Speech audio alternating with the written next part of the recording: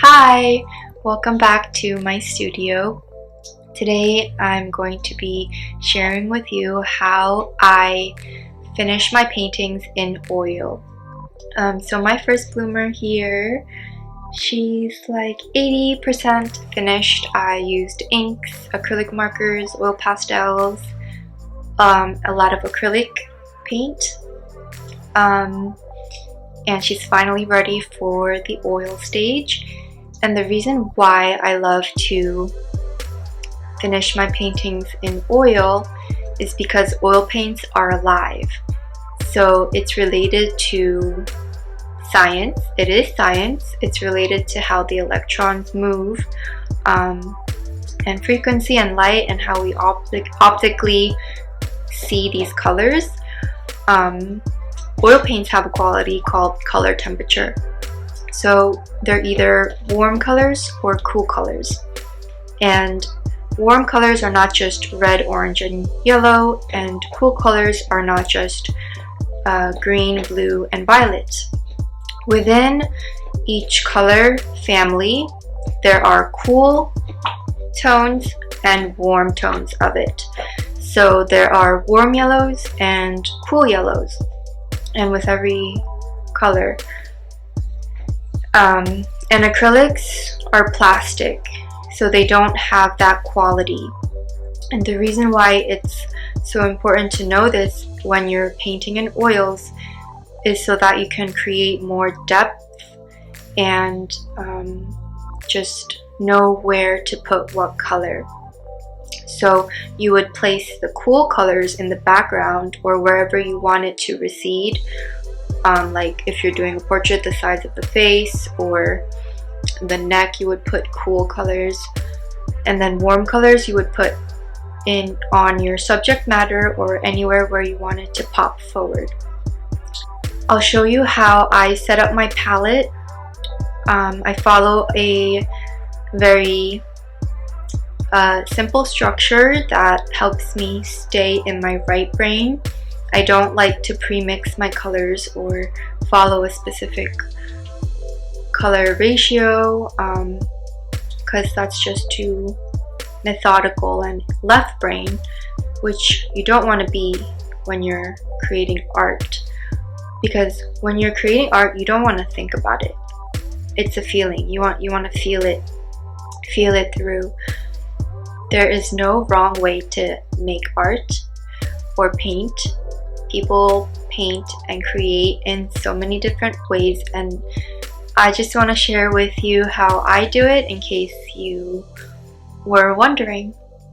So let's set up my palette and I'll show you what she looks like in the acrylic stage, and then so you could compare it to when I finish her in the oils.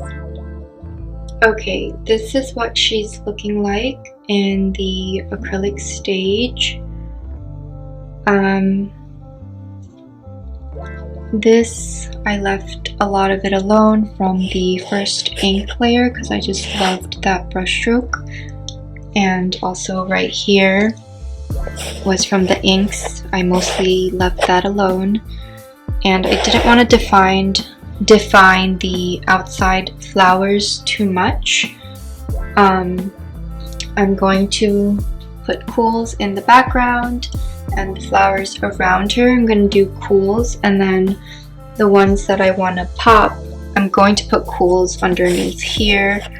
But I want to do a lot more warmth here, and this one, and this flower too. And then I want to darken this and push it back. And I didn't do too much on her face because I wanted to mostly do that in oils. But you could see all the different colors of skin tones. You want to have a lot of variation when you're painting, even if it's the same color. So like over here, I used so many different yellows and a lot of different pinks in there. I will show you how I set up my palette now. Here is where I keep all my warms, and then I keep all my cools in here. And you'll also need some solvent to clean your brushes. I like to use the Eco House Citrus one. And some medium, I use Gal Kid. If you're afraid of oil paints being toxic, it's usually the mediums and solvents that are toxic, because the oil paints are just made from metals or animals or plants. There's natural pigments in these oil paints, and that's why they have that quality of color temperature. First, let's pour some solvent. You want to reuse it. You could recycle it. Once you're finished, you just get a brush and then get all the dirty paint, and then you pour it into a glass jar, and then the paint will separate, and then you have clean solvent. So just a little bit like that. And then when I set up my palette, I do yellow, orange, red, green, blue, and violet. That way you have it set up for complements. So yellow and purple, orange and blue, and red and green. So it's easier to mix colors. If it's set up that way, I put my warm colors here and then my cool colors here to remember that cool colors recede and the warm colors come forward. So even with the different whites, we have titanium white, which is a neutral white. It doesn't move. And then I like to use radiant white, which is the brightest white, and I usually save this for the last layers. You can use this straight out the tube for like the whites of the eyes, but for titanium white, you don't ever want to use it straight out the tube. It's just gonna look bad. And then I also have my cool white, so that I put this in the backgrounds with other colors. You don't want to use this either straight out the tube. And you also don't ever want to mix black and white oil paint, because that's just going to make a very ugly, dead, anemic color, and just don't do it.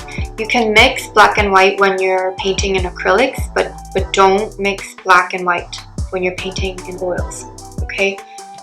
So first, when you're oil painting, you want to glaze with the transparent cools, and I'm going to show you how I do it with this one.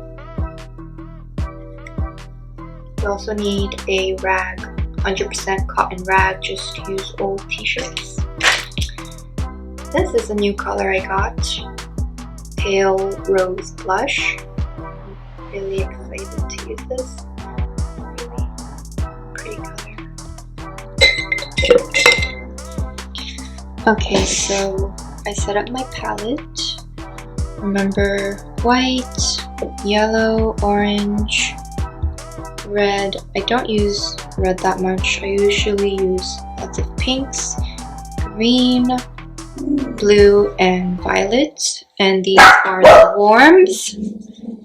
And then over here, I put my cool colors in the same structure. Yellow, orange, red, green, blue, and violet. And then first we're going to be glazing with this medium. Help me, Fluffer. You think mommy's doing good today? This is not easy filming a tutorial actually. Let's blossom. He's so bored. Oh, she's doing yoga. Plus, I have a lot more to film. I didn't even start painting because I was explaining everything.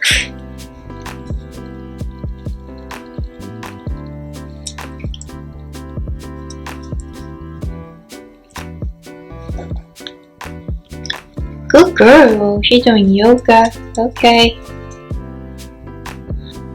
Okay, so I just poured the gal kit, and when you're glazing, you want a soft brush. You want a soft brush like this one. I'm going to use some phthalo turquoise and some phthalo green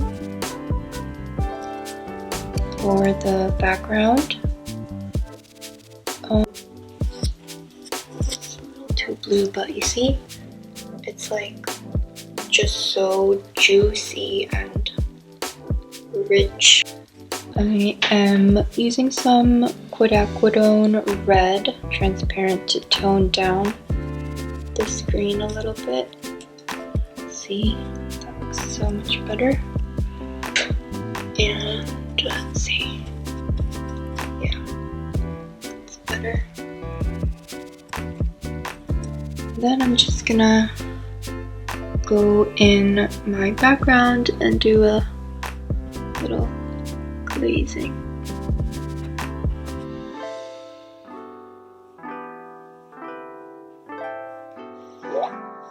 Also, if you want to make your transparent color lighter, you just add a little more gal kit. You want to start with the background and do more thin layers in the background, and then more thicker as you come forward. Put more thicker paint on the subject matter. It's a very intense color, but I like it. I am going for intense and no more holding back. And over here in the background, oof, so juicy. Background, look how juicy that is. And it's like still transparent, so you can see all of the layers underneath. And you're just knocking it back a little bit.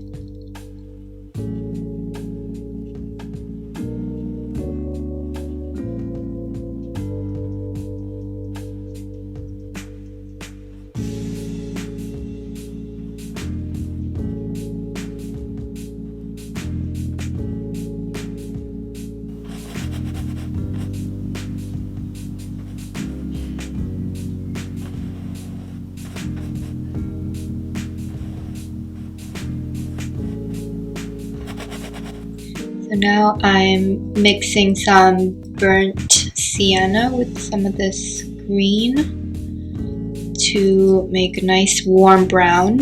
I'm still glazing a little bit, and also when you glaze, you want to glaze from light to dark. I'm going to put this color all over her skin so that she pops forward, and this creates a nice little base for it to look a little bit more uniform.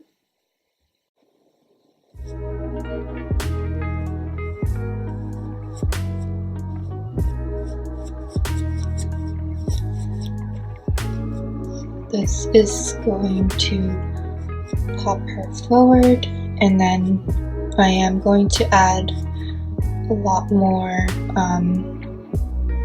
opaques on top, but it's just beautifying her. Okay, so now I'm gonna start adding some more opaques on this flower.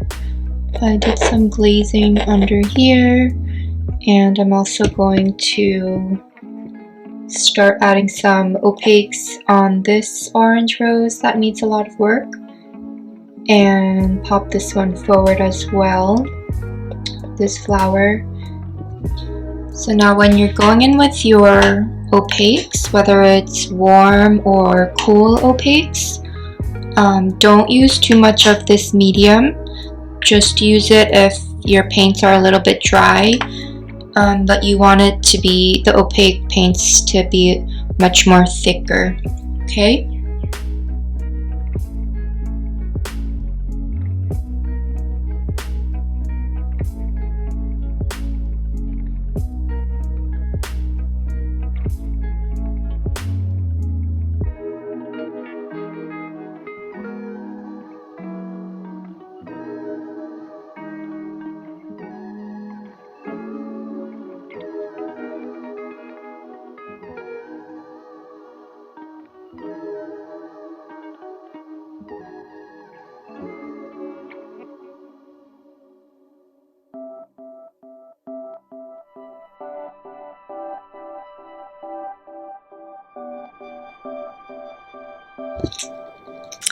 Okay, she's finally finished after lots of layers and some weeks, and I'm about to take some photos with her to reveal her, and I'll show you close-ups. Full bloom. Her soil so fertile to receive. The seed. The miracle of life. Her needs fully pollinated to conceive. This abundance of fullness and ease. She is you and she is me.